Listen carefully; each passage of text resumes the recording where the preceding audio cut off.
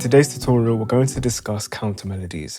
A counter melody is an additional melody that works in tandem with the main melody. You don't always need a counter melody, and in some cases you may not even want one, as it's a pretty fast way to make a track that's too busy with competing melodies, especially when we have a vocal.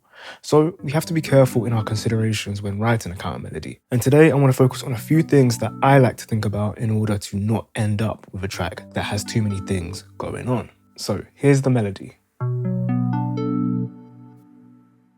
This melody has space over 2 bars, as it plays for 1 bar and then is silent for the next. This sets us up nicely for a call and response approach. The main melody plays, it makes a call, and in its absence, when it's not playing, we can slot in another melody, our counter melody, a response. This is the first thing I like to think about, space.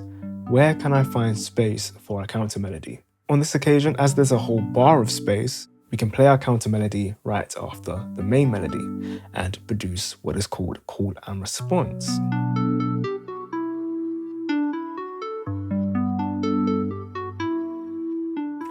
The next thing I like to think about is register.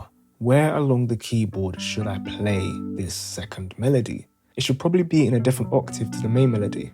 This creates contrast, space and separation between the two sounds, especially if they do end up overlapping just a little.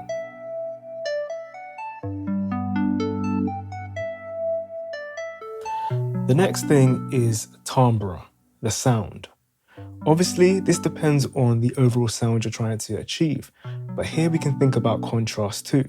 The main melody here is a round sound, so perhaps my counter could use a plucky or sharper sound. I used a sampled acoustic guitar sound here in the track.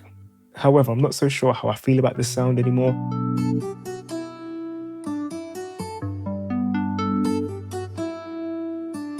But we won't stress over that for now, as we focus on concept. When it comes to what we actually play, I often like to focus on the rhythm and the timing of the notes. This feels more conversational to me when there's a contrast in the response.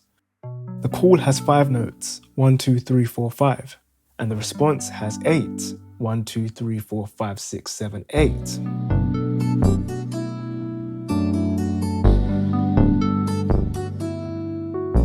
This is also something I like to think about when layering a counter melody on top of the main melody. In fact, the last 3 points become even more important in this situation. And in the pre-chorus, I do exactly this. I layer a counter melody on top of the main melody. However, as you can hear, the counter melody only uses 2 notes over the main melody's 6. And this rhythm means its 2 notes sync up with 2 notes from the main melody, sometimes in unison and other times harmonizing. This prevents the track from sounding too busy. And where there's space, i.e. the main melody takes a break, I let the counter melody do a little more. But again, we're in a different octave with our counter, and we have a contrasting sound. So I hope this short video gave you a few things to think about and try in your next session. If it did, be sure to give this video a thumbs up and comment below. For some more inspiration, watch how I create a full track around these melodies here.